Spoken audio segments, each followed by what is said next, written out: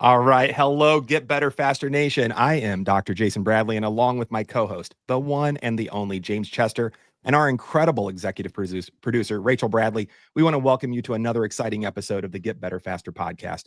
Today, we're joined by a true pioneer in functional medicine, someone who has spent over 20 years teaching people how to reverse chronic conditions that conventional medicine often says are incurable.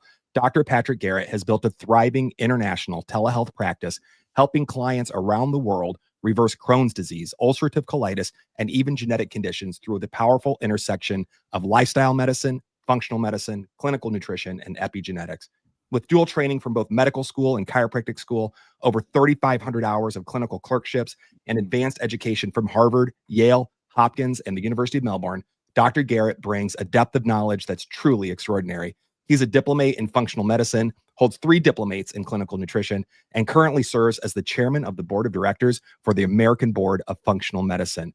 But what makes Dr. G's revolutionary approach is that he's showing doctors and health coaches how to achieve these incredible results without expensive labs, without supplement gimmicks, and just pure evidence-based functional lifestyle medicine. He's a global keynote speaker, hosted his own healthy cooking television show, and has trained healthcare professionals worldwide through his 300-hour postdoctoral programs.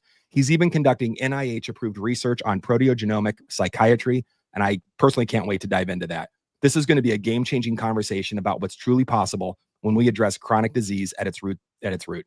Without further ado, Dr. G, my friend, welcome to the show. Thank you, guys. We appreciate being here and sharing. Yeah, it's really good to get to know you over the past year and a half or so. I know I've had you over on our other show, Chiro Hustle podcast, and I've gotten to see you and track your life a little bit, and you're quite an impressive dude. Lots of cool interests, and I'm sure that there's a lot of things that we aren't going to talk about today that are in your personal life that I have some behind the scenes to, but I'm really curious about your clinical work. And you have a dual background in both medical school and chiropractic school. That's like thousands of hours, man, in two completely different paradigms and disciplines. When did you know that you had discovered something that you could help people get better faster with which either system wasn't offering alone? When did you decide to tie that together and weave it into something that became your body of work today? Well, I think probably year 3.5 within doing medical rounds, I was just completely just exhausted with the approach that they had in medicine. We weren't fixing anybody. And that was kind of the promise of when you start that is like, you're going to fix all these things. And, within chiropractic, I had a little bit of disillusion of like people just are going to eat Cheetos and not move and then keep coming back to you. Like, I don't feel like we're fixing everything. And then I thought medical school would kind of fill in the gaps with that. But really, it was just more medication and more referrals and more medication and more referrals. Only in surgery did I feel like we were doing something great. Your arm hurts, chop it off, problem solved, right? But all that chronic management stuff just was defeating. Like, it was not what I signed up for. And so I met some functional medicine doctors and some clinical nutritionists that said they could reverse chronic conditions. And I was like, I don't want to hear it from you. I want to hear it from your patients. So I literally took off school and just followed them around for a couple of weeks. And I just talked to the patients, and that blew my mind that there was literally this other world that was out there that had that kind of potential. So that is kind of where I just was like, I'm already a doctor. I can do what I want at this point. And I feel like I know enough from both sides to really just implement a really good clinical nutrition kind of functional medicine practice. Well, I know that Dr. Jason, his discipline is in functional medicine also, and his sweet spot, if you would say, is helping people with their thyroid and Hashimoto's. But yours led you to Crohn's disease and ulcerative colitis as something that you've seen as where your zone of genius went to. How did you come up with that as the plan for the next stage in your career, helping people with those conditions? Well, so I kind of reject management, even from the natural standpoint. I'm always like, how we fix? The only goal is fix. And so I had this really unique opportunity to attend Harvard Medical School's lifestyle medicine program. And that was the first coursework ever that said, patient's Crohn's, what are they doing to cause it? Patient has diabetes, what are they doing to cause it? Patient has migraines, what are they doing to cause it? And it kind of really changed that thought process for clinical perspectives of, are they just causing all the chronic problems? So we're always just like, back when I used to teach the first postdoc programs years ago, it was like, we'd have, say, hypertension. And it would be like, okay, who in here can fix hypertension? We had medical doctors and chiropractors all in the group. And they'd all raise their hands. I was like, well, without drugs. And like half the hands would go down. I'm like, well, without supplements, all the hands went down. And I'm like, we keep saying the body's designed to heal itself, given the right opportunities. But apparently God's waiting for someone to come up with a supplement company or a pharmaceutical company. And then that's the only way we can fix people. And so, like, the idea of knowing the body's designed to heal itself, given the right opportunities, and then that Harvard kind of mentality of like, what if you taught them consistently to stop causing? They're literally genetically designed to heal. They're physiologically designed to heal. All the complication of all the biochemistry and all these pathways we get excited about when we teach these courses, if you didn't know any of it, it still just heals. There's no animal figuring this stuff out. There's no country that's bigger, better, stronger, healthier that's trying to figure this stuff out. But because we are so chronically sick, and because it's profitable to be sick and it's profitable to manage, that kind of is where the goal is. And so, like, my brain is just, I want to know 20 different ways to fix the same thing. And I'm cheap.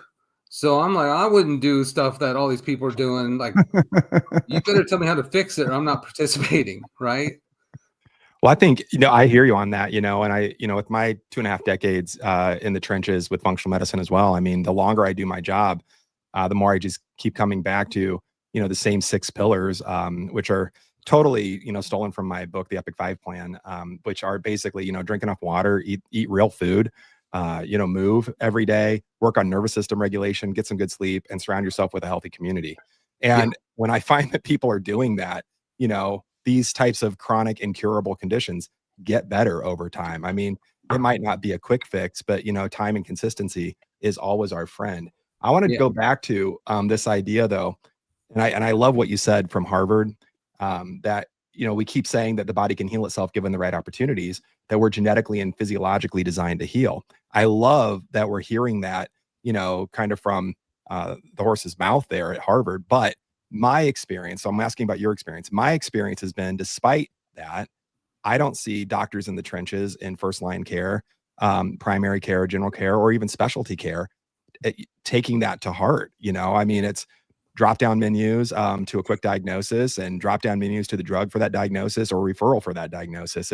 It's any, I always say any monkey can do that. So you've got, your foot kind of on both sides of the fence there with, kind of in with the in crowd, so to speak, the conventional traditional crowd, and understanding the way they think. But then you also are a pioneer in, functional medicine and functional genomics, and we'll dive into that. My experience has been that there really isn't a lot of general practitioners grabbing hold of this idea that the body can heal itself, that the power that made the body heals the body. I'd love to hear your perspective on this. What are you experiencing? Well, and kind of tying that back into what your original question, James, which is why Crohn's and ulcerative colitis are like, when people come in, I'm smiling. They're telling me that they poop 30 times a day and bleed like a stuffed pig. And I'm like, your whole life's going to change very quickly. Because those are my favorites, because your gut tissue turns over every 2 weeks. The minute you stop causing the autoimmune condition, you stop attacking that tissue, you heal up, and then it's very satisfying. Something like MS will take quite a while because nerve tissue turns over very slowly. But like Crohn's and eczema, man, that's fast. Anxiety and depression, those are fast things typically. And it's all about your toolbox, right? So like all through medical school, all through those 3,500 hours of clinical rounds, ain't nobody talking about curing anything.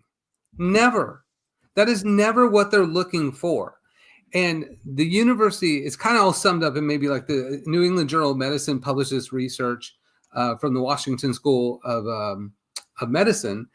And they said that 52% of the time, the diagnosis and treatment is incorrect. And the best they were doing, I think, was, and don't quote me exactly on the numbers, but I think it was like 96% of the doctors correctly identified and treated upper respiratory, right? You got a little cough, a fever. Yeah, okay. But for gut, it was 38% of the time they were correct on diagnosis or treatment. But that means 62% of the time they were incorrect. And they asked the author of the research why that is, and they said, well, we are not taught to be primary care anymore. We're taught to be emergency. And emergency is triage, is top 3. So you get your 15 minutes with that patient, and within 5 minutes, you should have, or 2 minutes, you should have a tentative diagnosis. And it's your top 3. What are the top 3? Next patient. What are the top 3? Next patient. What are the top 3? Well, you can't do a good physical or diagnosis within that short amount of time. So what if it's a 4th thing or a 5th thing or interfering factor or a differential diagnosis? They don't care about that, or not care, but they just don't have time for that, because 1972, we created HMOs, and then everything became about profit, and the average patient's interrupted within the first 18 seconds. They have a tentative diagnosis in 2 minutes, and they have a prescription or out the door in 5 minutes, because we got quotas to fill. And the goal with that, and that tool bag, is not, tell me about your family life. Tell me about your diet. What could you be doing to cause this problem? I mean, the amount of time we spend with patients in like my clients with my clinic, it's an hour each visit. I try to do less, but it takes about an hour to convince people that everything that they hear in all these different gimmicks are not real. This is how the body works. This is why you're messing it up. And this is why you're having this clinical outcome. And this is why it's so important we make these changes. But my pharmaceutical book was this big. My second pharmaceutical book was that big. And the next one was that big. My nutrition book didn't even exist. It wasn't a thing. It was not even on the thought. But 2 generations ago, every medical doctor was a natural doctor. It wasn't until the AMA that they started synthesizing coal tar into permanent, sustaining, naturally occurring medicines, which we call pharmaceuticals. And then that AMA changed all the medical schools, what they taught and what doctors could prescribe. And very quickly, nutrition and lifestyle just doesn't exist. And you don't have time now, with the way that they created the physician time, to even approach those considerations. And you have to know so much extra stuff about everything that everybody's talking about and why it's wrong. And here's the biochemical processes. And nobody has time for that. So it's just not even on the menu when you look at most physicians. It's totally true. And just to kind of give a little context for that, for our listeners, it was back in, I believe, the 1930s, roughly, that the Flexner report came out. Flexner was hired by, Rockefeller and the bigwigs that were owning the coal tar petroleum-based pharmaceutical companies, patent medicine companies. And basically they said, hey, Flexner, what can we do to get the medical doctors prescribing our stuff and not doing natural medicines or lifestyle medicine anymore? And Flexner came back and basically said, fund the schools like crazy, give them more money than they'll ever need. Tell them the condition is they can only teach pharmaceutically your pharmaceuticals, and that's the only cure. Create the AMA, fund them, create standards of care that this is, if you want to be a practicing doctor, at least in the United States, you have to follow these rules. And Rockefeller said, what happens to everybody that's been trained this other way? The old school doctors, like Dr. D was just talking about. And Flexner said, they're dinosaurs, they'll die off eventually. And that's where we are today. We're almost 100 years later, a few generations in, and, we're the most over-medicated country on the planet. 5% of the world population consumes 75-80% of the world drugs right here in our good old US of A. And I always say there ain't no money in healthy people. There's only money, there's no money, in healthy people or dead people. The sweet spot is keeping them dependent on your drugs as long as you can, indefinitely. And when those drugs cause, side effects, give them a drug for the side effect and just keep stacking and stacking. James, I want to pass it over to you. It looks like you have something smart to say. Well, I just had a follow up to what you were sharing there, and it is a question for Dr. Garrett here, and it's because you're talking about the big problem and the mess that we're in, and Dr. Garrett's talking about the issue with his clinical studies of what he saw as there was a gap, and now there's solutions, and that's the educated mind coming into play. Is you see a problem, you start filling the gap, you start fixing it with new information, and now we have this new earth that we all live on, where functional medicine and doctors of cause and correction are becoming a thing that most people are starting to seek out. But when you reverse somebody's chronic conditions using your approach, Dr. Garrett, what does the rest of their life look like? Because I'm really curious. And is this something they have to maintain intensively forever, or does the body reach a new homeostasis? So good question, because I mean, what we really do is create lifestyle, right? Change how you eat, change how you stress, and change the chemicals that you have to overcome. And it's not about perfection. It's always process over perfection. You're not going to get it in the US. Like literally, your solution to most of your chronic problems is just get a plane ticket and get the hell out of here. Go live in a country that's healthier, happier, and live longer, right? But if you're here, you have to know a bunch of stuff and apply it, right?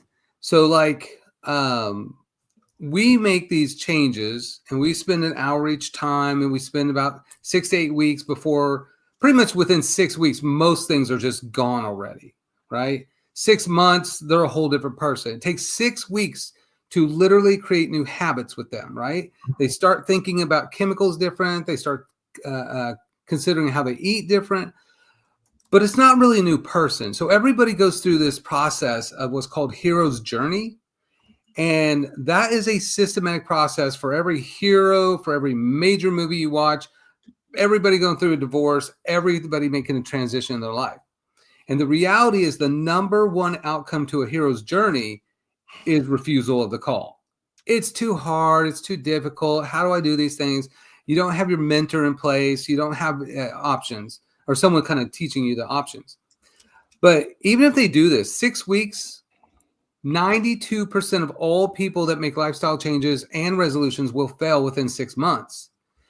Most of them within the first month, because when trauma happens, people go back to status quo.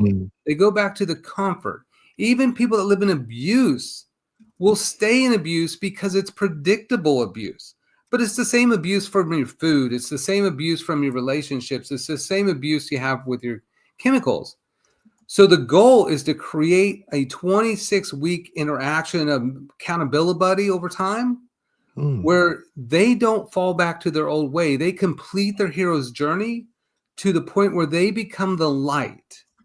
And they can't even imagine going back to the old ways. That's the long-term sustainable fix for Crohn's and eczema and migraines and weight loss and all these kind of things, is create a lifestyle that's consistent with life and longevity without gimmicks and nonsense. And keeping them away from poison. Yeah. And typically, if you feel good, it is unacceptable to feel bad again. And so our Crohn's patients, the goal is to not have to worry about Crohn's in the future, to where you can start adding certain foods in and kind of live a more normal life, but not go back to that breaking point. So does that make sense?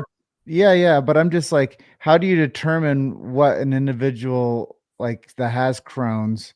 Because I have somebody in my family that deals with this and they manage it with drugs. Okay. And I'm like, well, that's not sustainable. And I'm just curious, like their new world.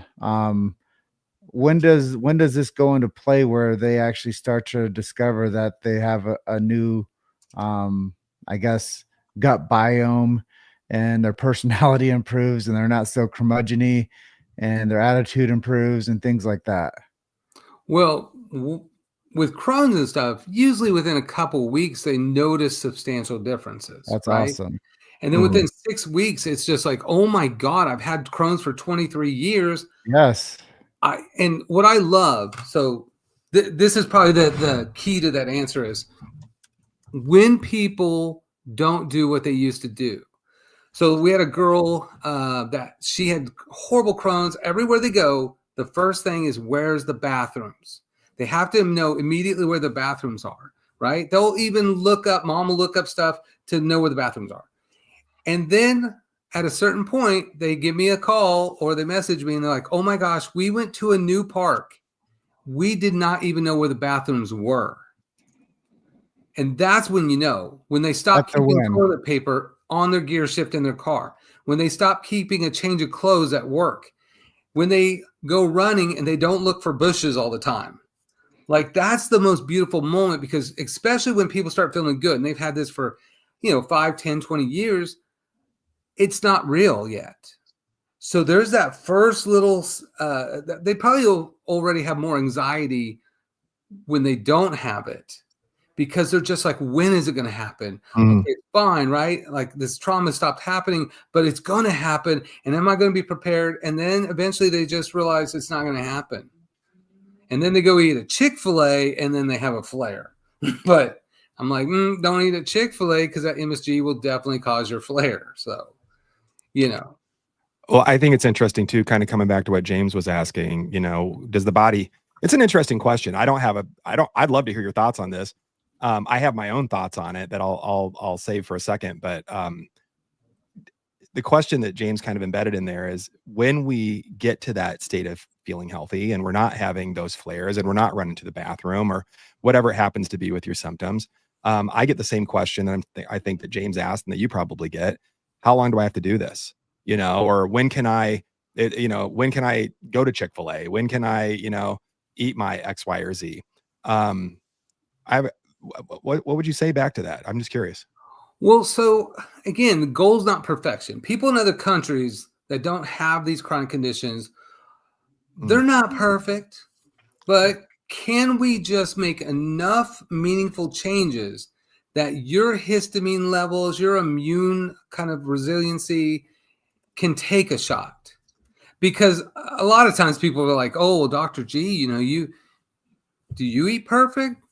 No, I don't eat perfect. Sometimes I pay a price and sometimes I don't. But when I pay a price, I know what caused that.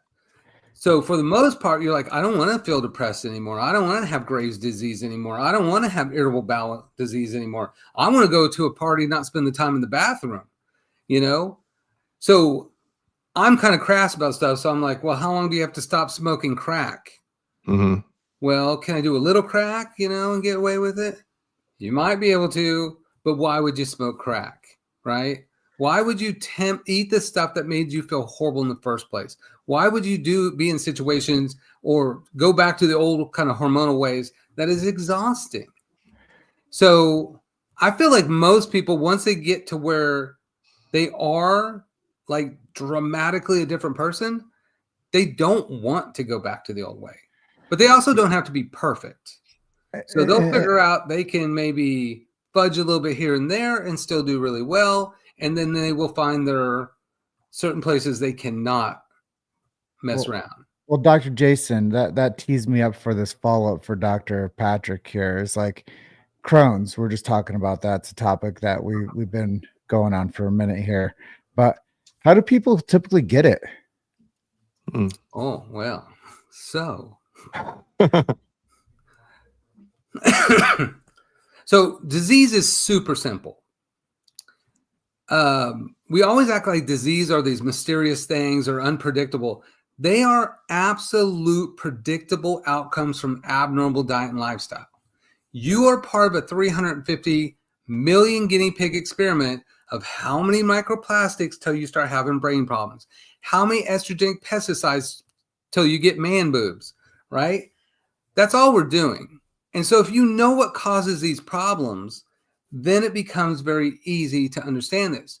All autoimmune, most people don't know this. They don't teach this in school really at all, but it's T cell dysregulation and secondary molecular mimicry. We have this down, and I teach this in the mentoring functional medicine coursework, right? And it is such a simple thing, but it explains all this stuff because we're to the point now, we know Epstein-Barr its viral antigen mimics very specific foods like dairy or casein whey, which then mimic the myelin sheaths of the nerves. So the human body is made 100% from food. So human antigens and food antigens look very, very similar. And so if you know that, then it's just like, okay, two different things that look very close. But then microbes like bacteria and viruses, their goal is to mimic what they see. So if we go to war, I'm not wearing my polo. I'm going to dress like I'm a tree or a bush or sand and snow. And the better that I can doppelganger or mimic my environment, the longer I get to raise havoc in that war. But that means if your immune system is chronically suppressed, it might mistake that food antigen as that pathogen that's mimicking it. So Epstein-Barr virus goes away. It's gone.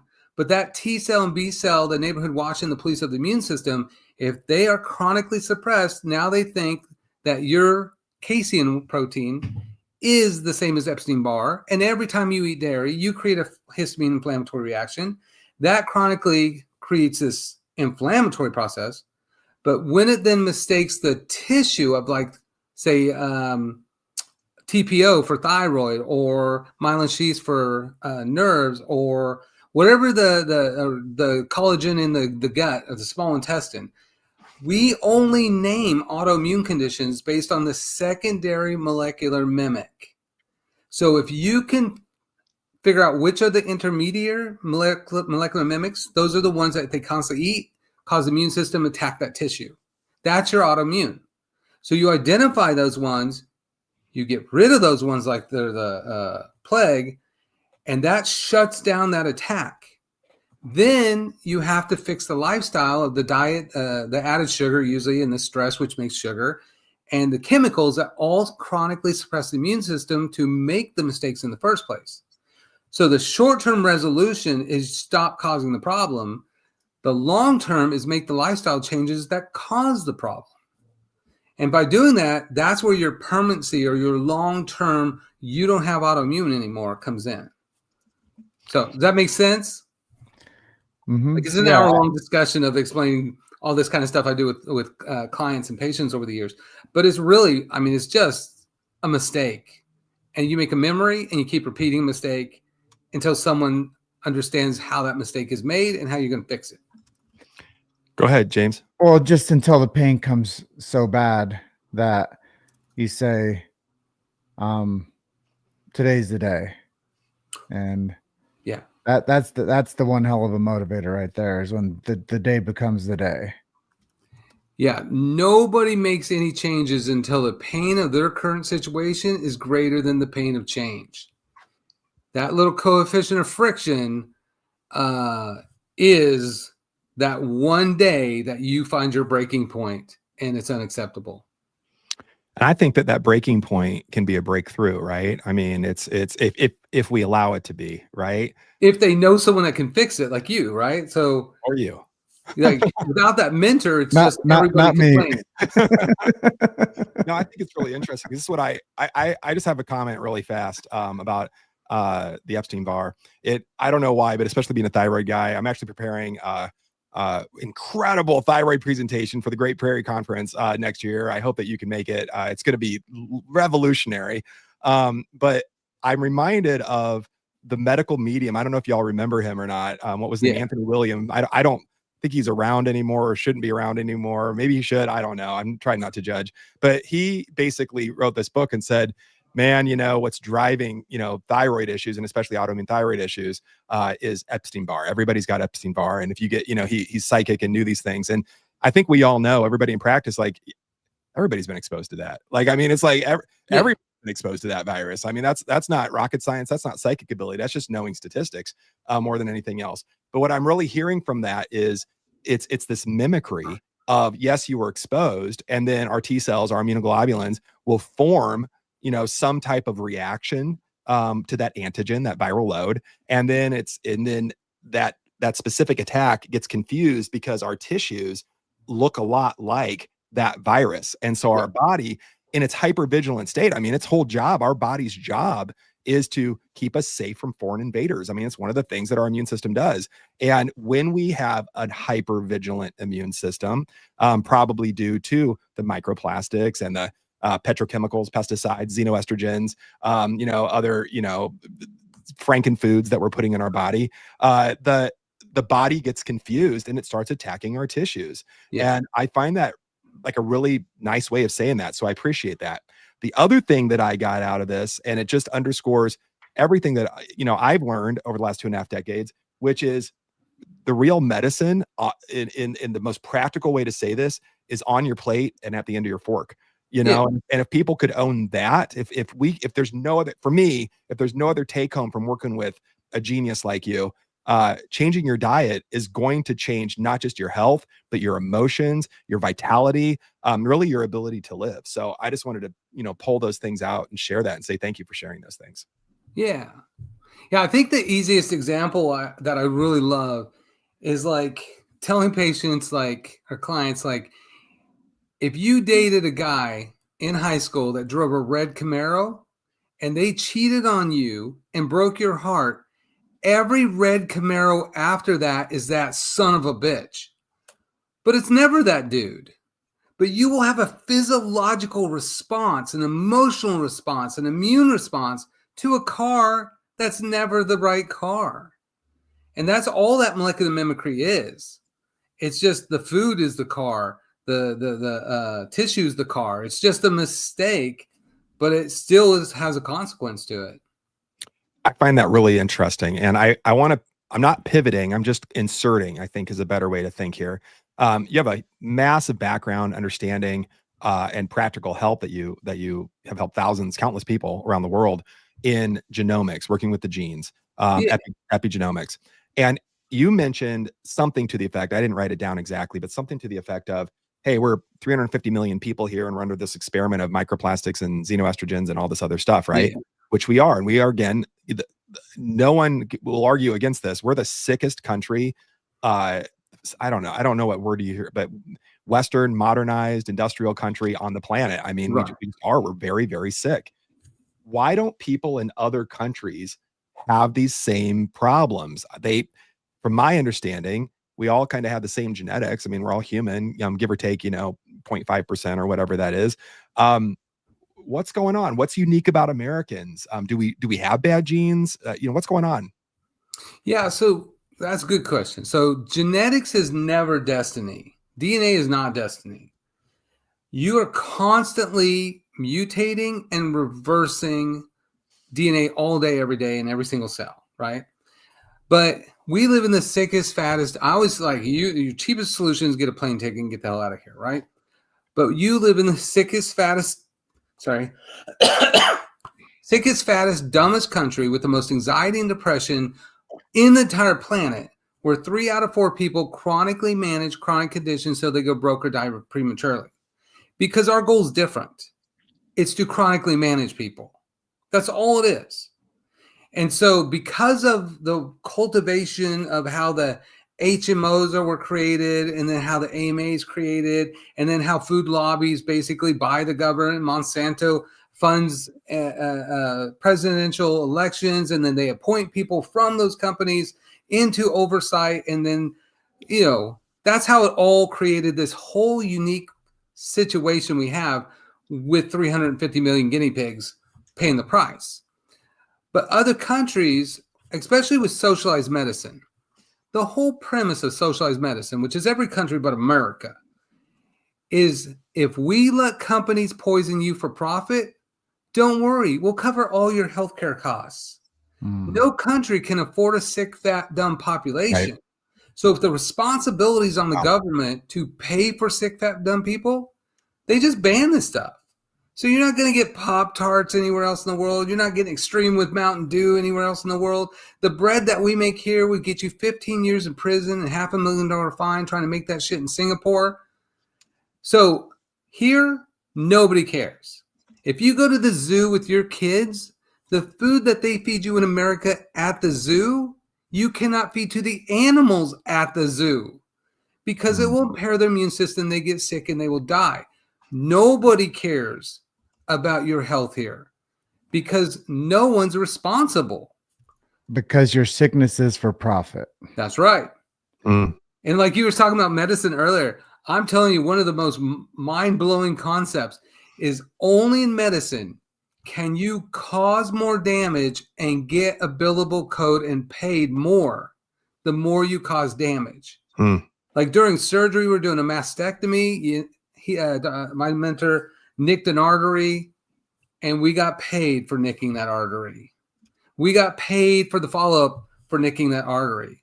Every other job, if you broke something, you're going to fix that thing. I'm not paying for it. But in medicine, it's the only job where you literally get paid the worse you are. Isn't that crazy? It's insane, you know, and I think the general populace here in America is what I'm talking about.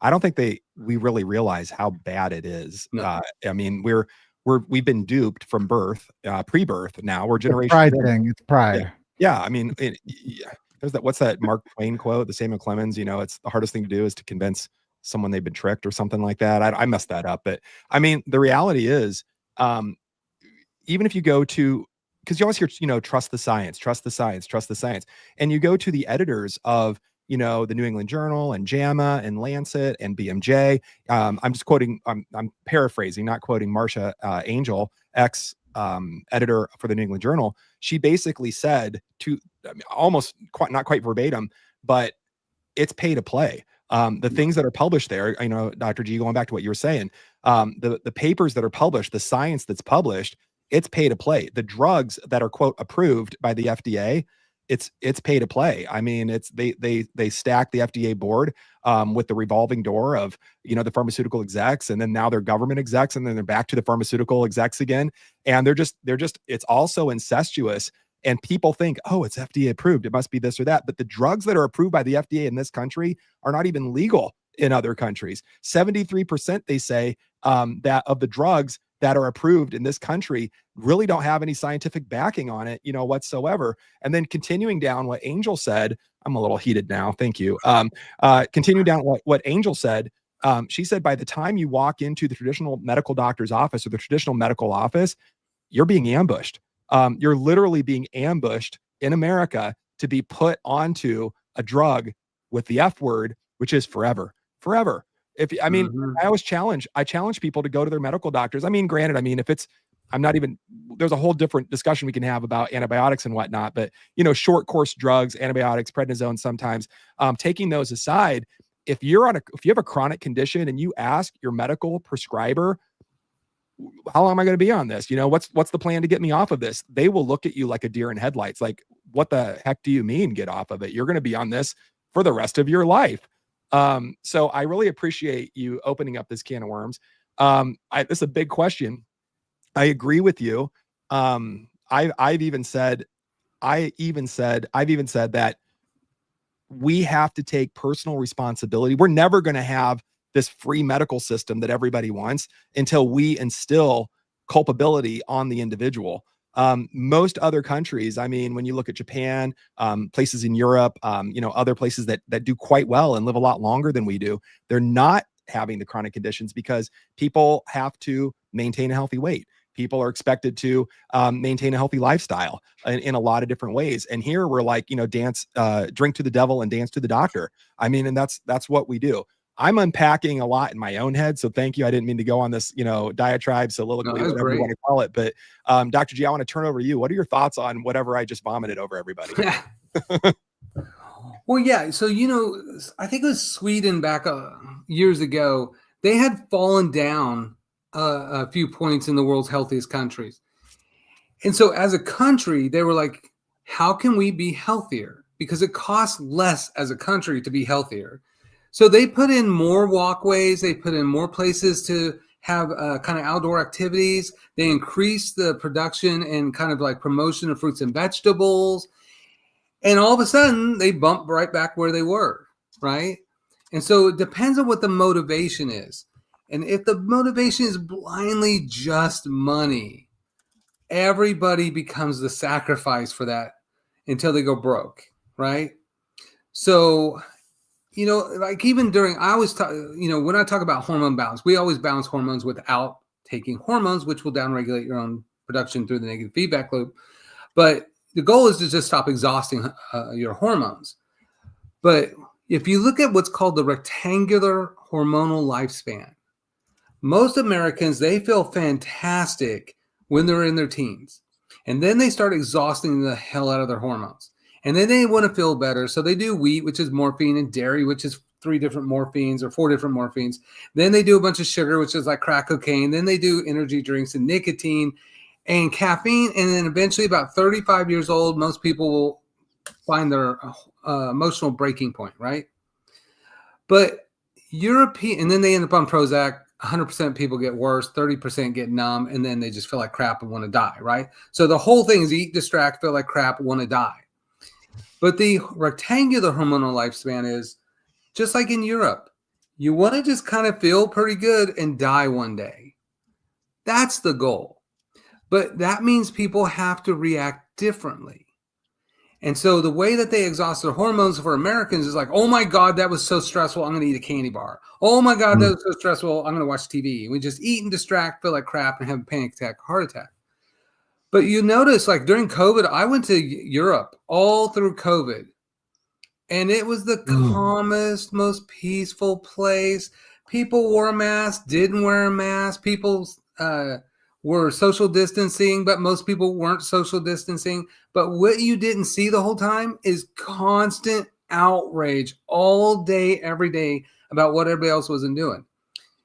And so we call that a whole quality of life that Americans don't even know exists. So those countries really are just wired differently for a different cause. And I don't think it's altruistic. I think it's just, if you have to pay for sick people, you don't want to pay for sick people. So you create happier places, healthier places, right? I mean, at the train stations in Europe, I could get better food than the health food stores here. I could go to a gas station in pretty much any country and get fresh berries. It's just super easy to be healthy, happy, and balanced in countries that are super healthy, happy, and balanced. But in America, it is hard. Sorry, go ahead. It's about choices. And when you only have one choice in one direction, that's the way you go. Yeah. And I appreciate you sharing so much about the composition of being abroad and being here domestically. And I'm going to pass this back to Jason here in a moment. I just have a few poignant things to say. And you guys were talking about, if I take this med, do I have to take it the rest of my life? Even if it's a limited med, it has long-term effects on your body. That's the part where if they put you on a Z-Pack or something and it's only for a week, like it destroys your gut microbiome and causes many, many downstream effects of lifestyle illness that people don't talk about. So even if it is just for a headache, say you take 5 Advil for your migraine, like what they don't tell you is that NSAID, whatever it is, what it does to the body, is not just getting you through that moment to get you functioning again, but there's a real concern with that XYZ 1, 2, 3, 4, 10 months down the line. And the point I'm trying to make here is when people come into you, how do you determine what course of action that they need based on their lifestyle choices? And do you do like lab work and panels? Do you like give them like supplements, or do you even give them meds sometimes? Like how do you trick the body to use your method to where you get better outcomes? Well, so it's all based on the radical idea of simplicity. It is really simple to be healthy and happy. It's really really easy to be very sick. So if we know our job is to say, what does a lifestyle worth living look like? How do you eat differently? How do you socialize differently? How do you stress differently? How do you chemicalize differently? So, in the beginning, we're taught this, like, there's no one way to fix everybody. Yeah, there is. I mean, again, when you look at the blue zones and the 9 things they consistently do. Yeah, just do that, right? I mean, what if you just did all these components and does everything work out? So like even I've been in practice over 20 years, but I have not done hormone testing in 15 years. Mm. You know why? Because the first 5 years, it was never what you didn't expect already. Oh my God, I'm so exhausted. We should test my hormones. Yeah, you're exhausted. Why don't you stop being exhausted and then they'll be normal? Patients that are like, oh my God, I'm so jacked up. I can't sleep. I can't function. Yeah, they're high. Like it was never a surprise. So we don't really do a whole lot of laboratory work because if the goal is just to fix, let's just fix stuff. That's your cheapest, easiest solution is why don't you stop causing problems, do what the healthiest, happiest, longest living populations do consistently, and see if everything goes to normal. And literally everything goes to normal. I It love is you, very Jason. rare to have to do something extra. So go ahead. No, I think you're totally right. And I just want to I think we could just hang out and talk for hours here because this is like what I like to talk about. It brings up that I had for my master's project, my master's in journalism from the Adler School of Journalism, second ranked school of journalism in the country right after Columbia. I just like to brag about that. Nice. But for my thesis, I wanted to write what would happen to our economy if we all woke up tomorrow and we were all healthy. Like just what would happen to our economy. And I'll give you the skinny part of it. The skinny part is, our GDP at minimum, I mean, conservatively, one out of every $5 goes into sick care. And probably it's more than that. It's probably closer to 33, 35%. And essentially our economy would collapse. I mean, if you can imagine yanking a third of our money out of the infrastructure of the machine that churns, our economy would collapse. Here's the thing. My committee would not let me do that. It didn't even get approved. It wasn't even approved to explore, even though I had data to come up with. I ended up doing a good thesis, I think, on soldiers returning from the Middle East and the lack of healthcare in the VA, and we could go on about that someday. But I just wanted to share that little tidbit. The other thing, going back to COVID, I'm going to bring up something a little controversial. Going back to COVID, and it's not even vaccines, everybody. Something else. It's maybe even more controversial. I don't know. We'll find out. Going back to COVID, I think that those of us that were, in the positions that you were in and I was in, and we, I think, did the best that we could with the data that we had available to us and the communities we had available to us to share with our followers, with our people, what our thoughts were that was going on. And I was one of those guys that was watching Worldometer and looking at the death rates and the statistics and all this and trying to make sense of all of it, looking at, who are the people that are dying. And of course, as we mentioned, 3 out of 4 Americans, 75% of us have at least one or more chronic health condition and on, multitudes of drugs. The people that were dying and continue to have complications with these types of, infections or pseudo infections or quasi infections, whatever you want to call them, manufactured or not, they are chronically ill. They are overweight. They typically are older and they typically haven't taken care of themselves. I'm going to pause there for a minute and add in another thing. As we all know, everybody on this call knows, but for our listeners, and this blew me away when I heard this for the first time. Over 75% of Americans, think about this, in the 350 million experiment, right? 75% of us are overweight or obese. And over 40%. So more people are actually obese than just overweight. I mean, 40 point, whatever it is, percent of Americans are obese. And when I was looking at that data and I start looking at, chronic health conditions and, what's kind of a common thread through all of it, it tends to be weight. I mean, weight tends to be an overriding factor over and over and over again in the manifestation, if you will, in the flares of these chronic conditions. The more weight someone has, the more ill they are typically. I want to be careful here. I'm not saying that big isn't beautiful. That's not what I'm saying. But I am challenging that big is healthy because we have this idea that you can be bigger and be healthy. And I've seen those people. I've ran those labs, and I'm always astounded when their liver enzymes come back and they're, this and that, and they look good. But overwhelmingly, that's not what I see. Overwhelmingly, I see the insulin resistance, chronic inflammation, fill in all those gaps. The reason I bring all that up is that early in COVID, by 2020, I did a masterclass on surviving COVID.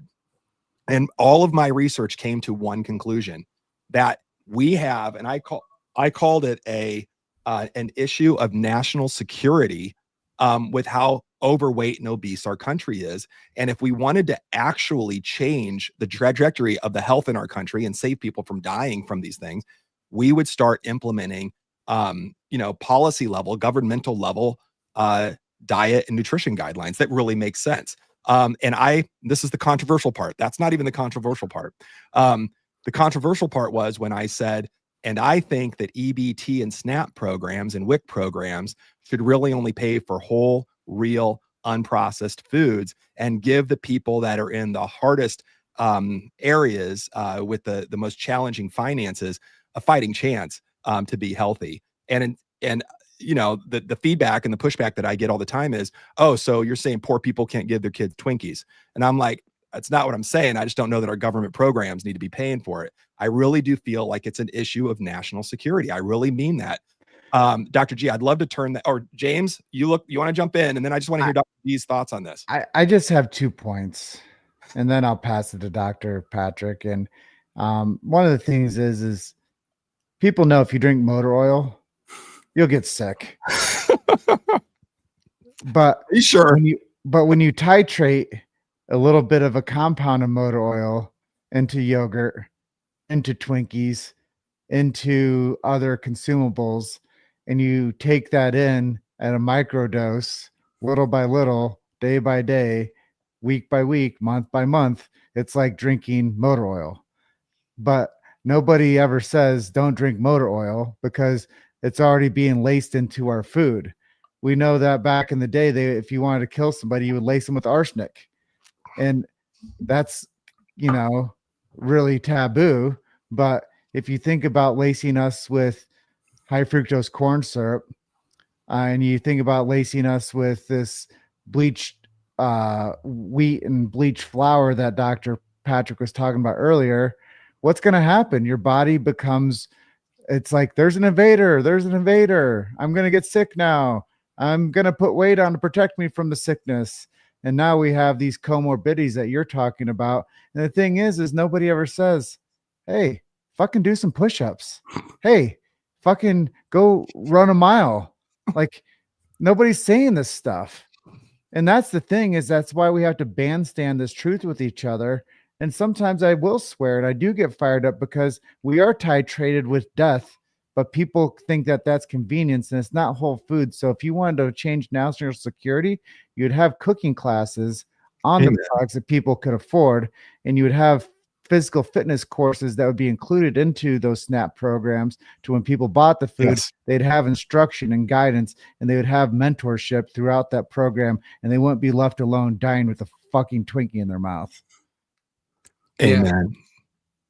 Well, and that's what that whole thing of like survive. Everybody wants to survive. For what? So you can be sad all the time. So you can be on 12 medications.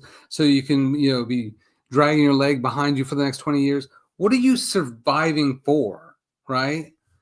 I mean, just know the only goal of being healthy in America is so you can watch all your friends die first. That's the only actual goal. The healthier you are, the slower you're going to die, and the more funerals you're going to attend. So people that like take care of themselves and do that basic little stuff, like, it's not rocket science. None of the stuff I do, which is insane after all that education, all that expense, is just really, why don't you stop causing problems, right? Eat real food, stop causing problems. Eat real food, stop poisoning yourself. Mm-hmm. Just that simplicity. But that's where sometimes where they're just like, well, people just, made better choices. But just like James was saying, like, honestly, people don't know that their styrofoam is leukemia. They don't know that their metal tumblers are lined with BPA plastic or BPS, which is leukemia and lymphoma from benzene. They don't know that their cologne and perfume that's absorbing into their skin is literally made from cancer-causing coal tar, right? And then they use cancer-causing benzene to make the phthalates to emulsify so they can make more money for all those artificial smells. They don't know that aspartame, acetylfetame is formaldehyde and converts back to formaldehyde once it hits your stomach. like nobody is really telling them that everything's poison, or by the time they learn it, they just really become complacent. Like, well, what are you going to do? There's nothing you can do. That's why when anybody offers me a stick of gum, I say no, thank you. Yeah. Right. Yeah. Well, I think it's interesting too. I mean, boy, I think that the longer I practice, I started out, of course, more naive than I am now. But at one point it popped in my head, is there a cabal of people that just want us to be sick? And I was like, that can't be true. That just can't be true, because that would mean there's whole institutions and governmental agencies and, hospitals and like all of it is colluding to keep us sick and depressed and dependent. And I couldn't believe that 20 years ago. I mean, it seemed like it, but the longer I do this, I'm like, I don't have another explanation, because you and I and James and other practitioners that are diving into this and trying to get the message out, we know what's causing it. And of course, the companies, the institutions, the governmental organizations, the NGOs, all of that, they know it too. They're not ignorant to this actual science without an S. I mean, without a dollar sign. They're very aware of what we're talking about. So here's my question. I mean, really, the cards are stacked against us. I mean, Yes. I fully believe, after 26 years of doing this in the trenches, working with countless thousands of people from all around the world, and I know you have too, I now believe with all my heart and soul, until I'm proven otherwise, there actually is a cabal that wants us to be sick, downtrodden, depressed, and dependent on their pharmaceuticals, keeping us alive long enough to just keep stacking meds until all of your personal money dries out, and it becomes too expensive to keep you alive and whatnot, and then you just get to die off. So here's my question, my friend. And actually, this is from our very beautiful executive producer, Rachel Bradley. She sent this to me. She said, and I'm not just biased, she truly is. She said that we see nations with lower chronic disease and better longevity. What are they doing right that we're not? And what's the first actionable step? And I think this is the big thing. What's the first actionable step that Americans can take right now, this week, today, to close that gap? Well, that's a good question, because that's a hard one, as far as like how we have like kind of wound in and created this monster. And there's just not, outside of grassroots from the people seeking something better, it's not going to happen, right? Until the government, once the government becomes responsible for taking care of sick people, once it hits their pocketbook, they're not going to make changes. But for us individually, it's just grassroots. I just know there's something better out there. And like, even when we had kids, I have 4 daughters, and back when I was married, we had these deep conversations of, is it unethical for us to raise our kids in America? Like, we're going to produce people that's going to make it really hard for them to have healthy children and healthy grandchildren and so on, when we could just move to another country that's already doing things really well, and that's their goal. And we don't have to work hard to be happy, healthy, and for the next generation. Us, the Gen Xers, the greatest generations ever existed in the history of mankind. We are the first generation to no longer outlive our parents. We're supposed to lose up to 28 years of our lifespan to die in our 50s and 60s instead of our 70s and 80s. But the millennials, they're about half dead already. They're having heart attacks and strokes in their 20s. They're getting diabetes in their teens. And then the Gen Zs, I mean, I don't have a lot of hope. They're microwaving mac and cheese in plastic containers in that microwave. Like, they're all dead. They're just dead. And so soon, like my ex-girlfriend, she didn't realize that bread is supposed to mold. She doesn't know cheese is supposed to mold. Like, we have now lost the past Generation X, that people even know that there used to be something real. And so we're going to try to get a bunch of Gen Zs microwaving in the plastic and cooking rice in plastic and putting trash bags over their crock pots so that they don't have to do dishes. And we're going to get them to somehow overthrow the government processes that have wound so tightly to create this profitable center. I don't know. I don't think it's going to happen. I think if Gen Zs, if the Gen Xers aren't able to really push that coefficient of friction out of the way, I think we're on the downhill on that. Wow. Well, can I jump in for a second, guys? Yeah. Well, earlier, Dr. Jason said something about the health you are is what's on your plate and at the end of your fork. Problem is, you just made that point proven. People aren't eating on a plate or off the end of their fork. They're eating out of wrappers and plastic, and it's a very controversial thing to get people to sit down and actually eat on a plate and eat with a fork. So I think you're saying the right thing. I think Dr. Jason's saying the right thing, but let's go back to the person again. I want to get omnidirect on the individual. So this is to both of you. Is it true that when people come into you and you start identifying some of their chronic entrenchments, that they're on some type of a med and they have a fear of stopping those medications? Yeah. So Jason, Doc, you go first. Well, I think that there's a big fear of stopping meds, right? I mean, I think that we're conditioned, to quote the late great Dr. Fred Barge, there's a pill to sleep, a pill to wake, a pill for every body ache, right? And more now. And I think that we're conditioned that we can solve complex, problems in 30 minutes with room for, 8 to 9 minutes of commercial breaks that can just be solved with popping a pill. And, I was going to say this earlier, but thank you for the opportunity. When we watch those drug commercials, I don't watch a lot of TV. However, I do want to just say this. My wife got me hooked on Nebraska women's volleyball. And if you would ask me 15 years ago, if I'd be watching volleyball or anything like that, I would have said no way. But man, I am hooked. I love watching those kids play. But the drug commercials, they're streaming, and it's like if it's not every commercial, it's almost every commercial. And they never, ever, you guys start watching this. And I know we probably know this, but for our listeners, they never use the word cure. They'll never say the word cure.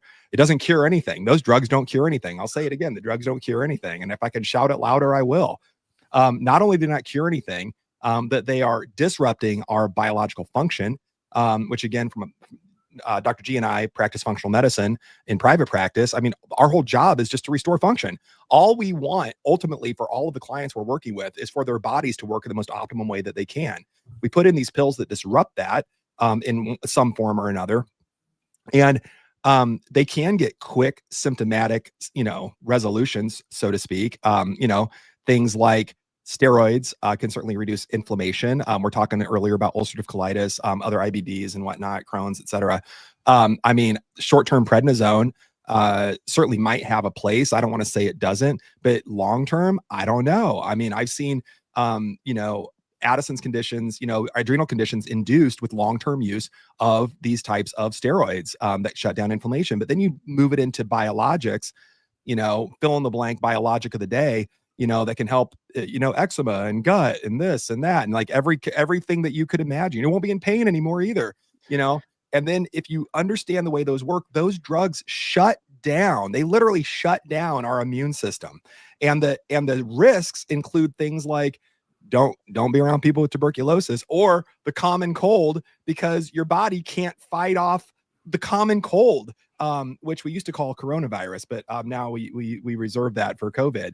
But the common cold can't even be fought off anymore if you're on these biologics. Everybody on this call, everybody listening to this call has cancer cells in their body. I mean, they just do. Our body is programmed to say, oh, that looks weird. I'm going to go eat that cell and destroy it and then, get rid of it and recycle the material and make healthy cells. When we take those biologic drugs, those steroids, we're at massive risk of cancers. But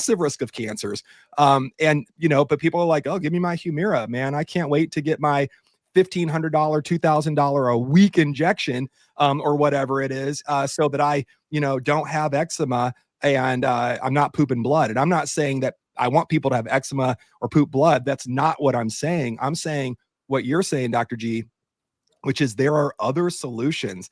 They might not help. They might not work within 24 hours or 12 hours or 12 minutes of taking the drug. But man, like you said, if people can give it a couple weeks, of time and consistency with effort, they're going to notice the changes. 6 weeks later, they're going to be feeling a whole lot better. 6 months later, holy crap, they're a completely unique and different person, So yeah, I think people are conditioned again from legacy media that's funded, by the way. People don't forget commercials. I'll be done here with this statement. Having gone through journalism, I learned a word in my master's degree, which is the news hole. Dr. G, are you familiar with what the news hole is? Mm-mm. Yeah, it's an interesting. James, are you familiar with the news hole? You've talked about it a few times on our show. Like to talk about it all the time. I do. I talk about it all the time, right? The news hole is the hole between the news stories that you insert what makes money, right? So the news doesn't matter. That's the important part with legacy journalism, legacy news. It doesn't matter what the story is. I mean, if it's sensational, that's great. On either side of the coin, nobody gives a shit. The important part is that you're feeding people the news hole all the time. You're feeding people that commercial all the time. So legacy media, on top of everything we're talking about with governmental organizations and payoffs by lobbyists and all this other crap, legacy media also wants that. They want that big pharma money. It's big money to them, So again, we have you click on a channel, you listen to half the podcasts or more that are out there these days. You're looking at radio, newspapers, if there are any left, magazines, if there are any left. It's drug after drug after drug after drug after drug, and nobody cares because that's what's putting money in the bank. So ultimately, when you say, are people scared to get off pills? Yeah, I'm not sure. I don't want to use the word fault here. But to a certain no fault of their own, they are conditioned from pre-birth, but certainly from the moment that they're able to consume this media, these commercials, they're told that that's the only solution. So they're scared to death to get off the drugs. It's stronger than religion. It's stronger. It is a religion, right? I mean, it's like a cult-like mentality. Anyway, I'm done with my right. It's the faith in this pill is going to solve my problems. Yeah, and it's easy. Yeah. I don't have to do shit. I don't have to do anything. But now we have speedier delivery methods. We have injections. Yeah. Well, that's where people get it sublingual. It's not just the pill form anymore. They find different delivery methods to get you crappier faster. It's true. It's not funny. Sorry. But that was witty. Yeah, and that's where 3 out of 4 Americans just chronically manage a chronic condition for the rest of their life until they go broke, right? Yeah. But out of that 2,500 pharmaceuticals that we've synthetically created from coal tar over the last 100 years, they're all based on something natural anyways. And so aspirin is, willow bark, and ibuprofen is willow bark. Tylenol is one of the few drugs that were created completely synthetically from coal tar. But Tamiflu is star of anise, or larch bark tree. Taxol is the bark of a yew tree, which for breast cancer and chemotherapeutics. But do you know? So the one thing that's very different of this is they just take one molecule out of something that already worked, add something that never existed, so you can patent it and make money off it exclusively. But all the natural drugs are still out there, right? But do you know where Ozempic comes from? I'm sure you do.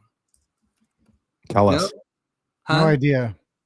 It is from the spit of a Gila monster.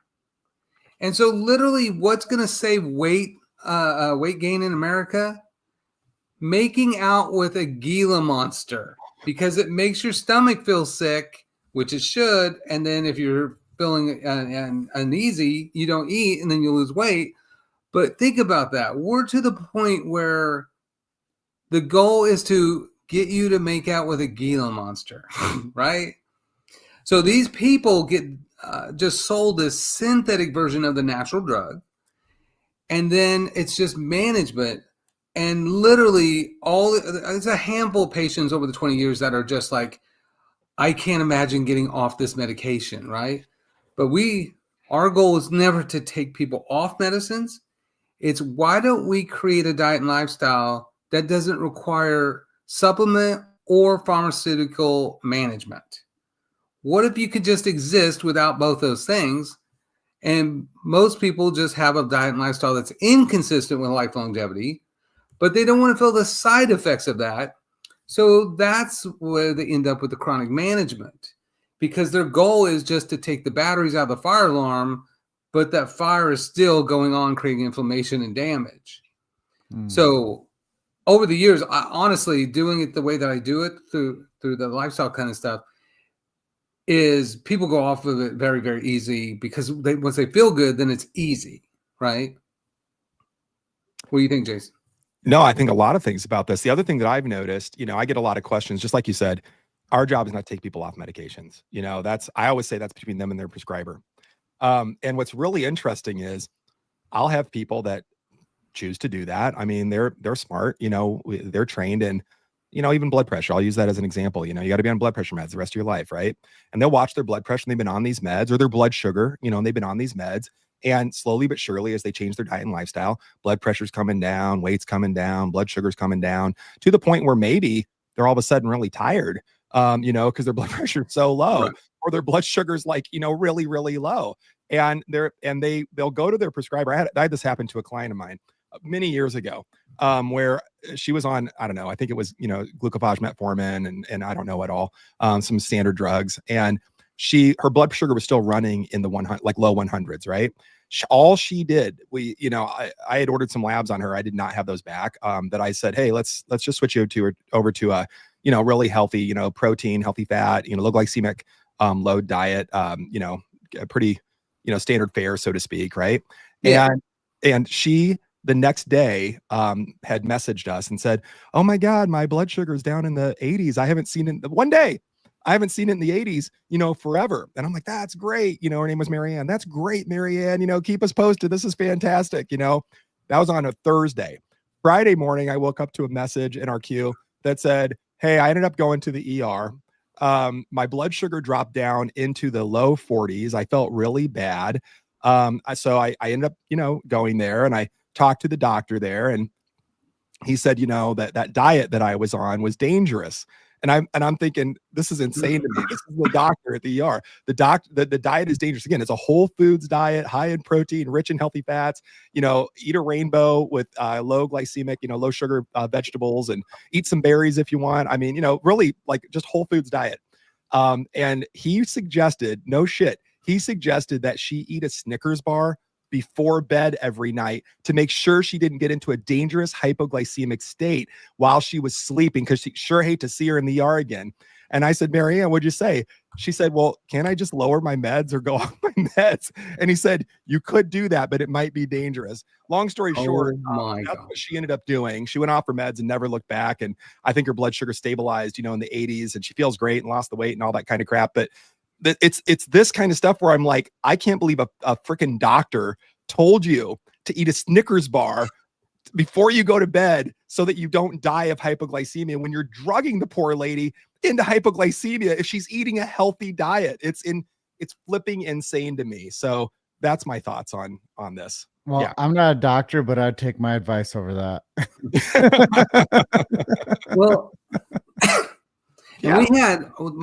I always call my miracle patients like the first ones that we reverse that are incurable. But the first patient we had where we reversed type 1 diabetes, that kid was able to establish normal fasting blood sugars, no insulin. So the mom's like finally jacked up. She's just like, oh, thank you, Jesus. Like, oh, we're not going to have to like figure out how to not die, right? So they went to the endocrinologist and they freaked out. And it was the same thing. They were like, you have to feed him bread and cookies and all this so he can take his insulin. And it's like, but he doesn't, she's like, he doesn't need insulin if he doesn't eat the crap that he was eating before. And the doctor could not just even comprehend what the hell is going on. Because again, they never see people reverse. like it's taking this long. Like I have lots of doctors that will refer their patients or their families to me, never patients. But only in the last like 6-7 years have doctors that are specialists, especially like gastroenterologists, actually refer to me, which is amazing because they're just like, look, I've seen him reverse it. I don't know what he does, but just do what he tells you to do, and like it's amazing. But otherwise, no one. Oncologists where you have taken a fish test where they have leukemia or bone cancer, Philadelphia chromosome, and it comes back 100% normal in 6 months, and they're not calling you.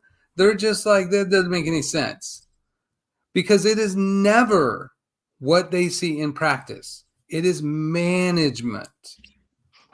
Absolutely, it is. And there is an indoctrination that occurs when you get your doctorate degrees, whatever they are. And we're indoctrinated to believe that it can't be reversed. It can't be. I mean, it's that way or the highway. And again, the dinosaurs have died out. Fellas, I got to give us a 4-minute warning because I know we have a hard stop in 4 minutes. And James, I wanted to turn it right over to you. Yeah, Dr. Garrett, after listening to you, I made a note over here. Let me find it quickly. But where is it here? I've been shuffling papers the whole time, looking at notes and making connection points with today's interview. But really, it is, you have more credentials and degrees than I've seen in a long time from many guests that we have on our show.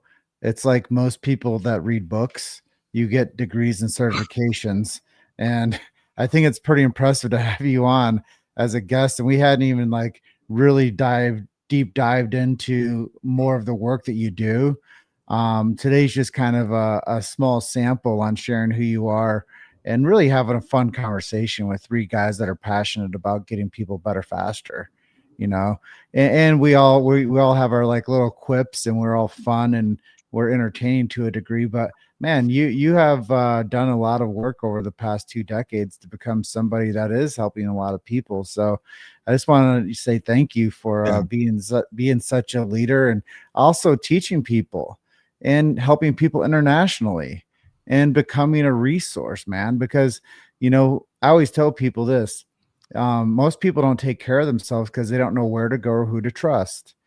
And when you become a trusted authority, we can start changing the direction of how people view themselves, and they view really I hate to say it, but a wellness model.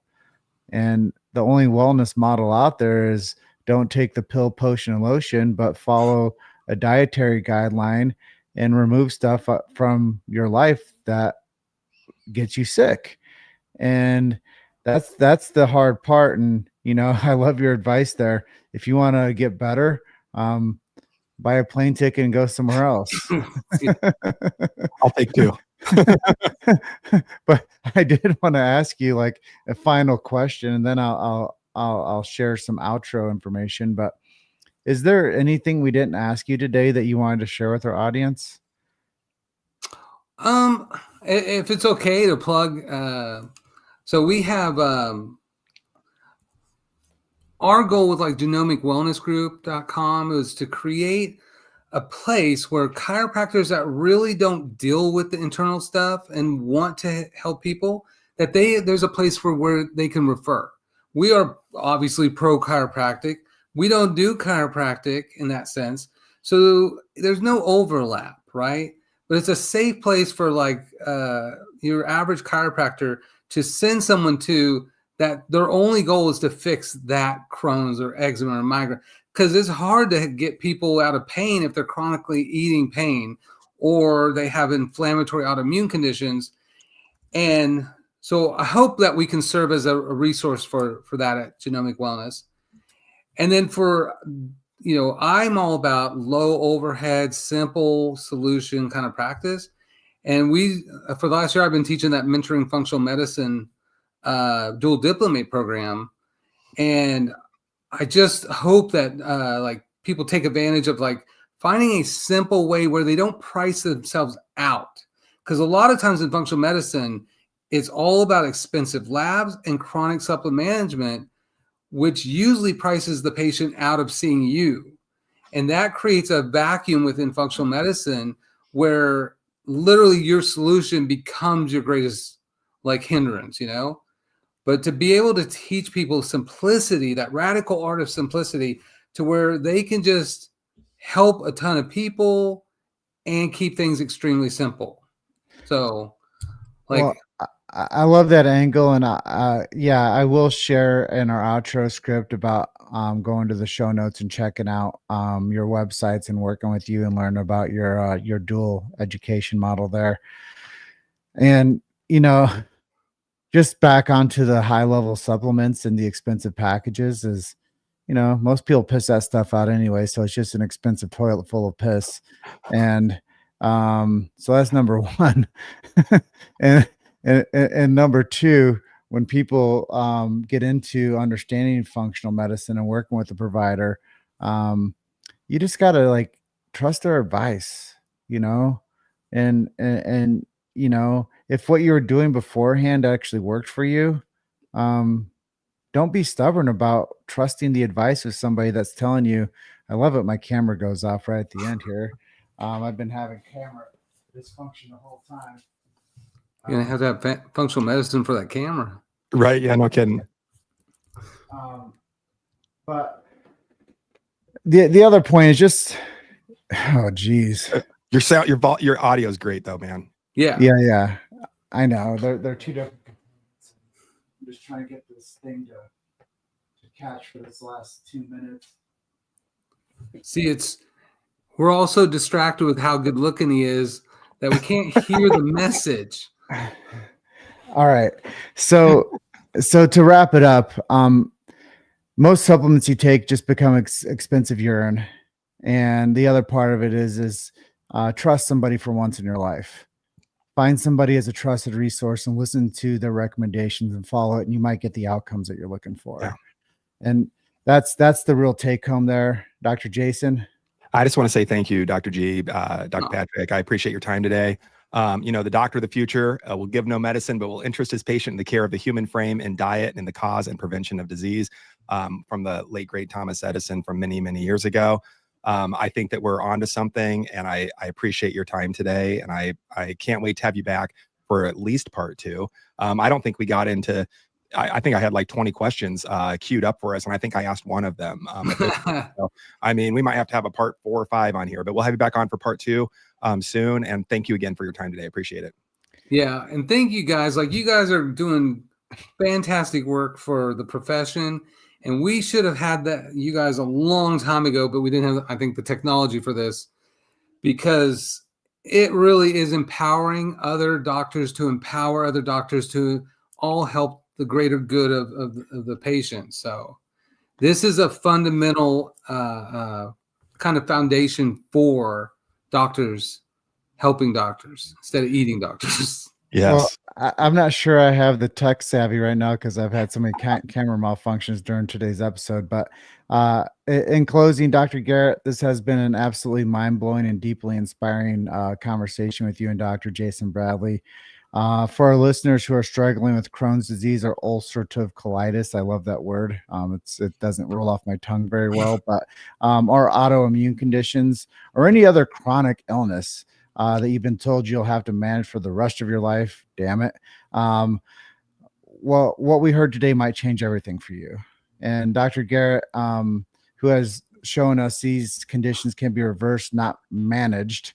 We talked a lot about fixing it, not masked with medication, and actually reversed through functional lifestyle medicine and not just doing this work for himself. He's actually trained healthcare professionals around the world to deliver the same transformative results, which you guys should go over to the show notes and to this episode and check it out.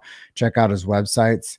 But if you're ready to explore real solutions with someone who has spent over 2 decades perfecting this approach, learn more about Dr. Garrett's international telehealth practice and how his evidence-based protocols can help you reclaim your health. And for the healthcare practitioners listening, chiropractors, health coaches, functional med practitioners, Dr. Garrett's dual diplomate mentoring program that he mentioned at the outro can be exactly what you need to take your practice to the next level and truly change life at scale. Remember, nobody's coming to save you, but solutions like this can prove you can save yourself. Dr. Garrett, thank you again. I know my camera just went out once again, but thank you again for your incredible work you're doing, for sharing your wisdom with us today. And to all of you, the Get Better Faster Nation, thank you for listening and for your continued support. You know, the best way to show your support is share this episode with somebody who needs to hear this message, especially if you're battling a chronic condition or have been told that there's no hope. And don't forget to subscribe so you never miss an episode and get a chance to see all the behind the scenes tomfoolery and watch my camera turn off. We've got a lot more coming your way. We've got more incredible guests lined up who are going to blow your mind with real solutions for reclaiming your health, your happiness, and your life. Until next time, keep questioning everything and keep getting better faster. Thank you, everybody. Thank you, guys. Thank you, Dr. G. Hi. Love you all. Love you guys. And the camera might come back on. There we go. Bye, guys. Bye.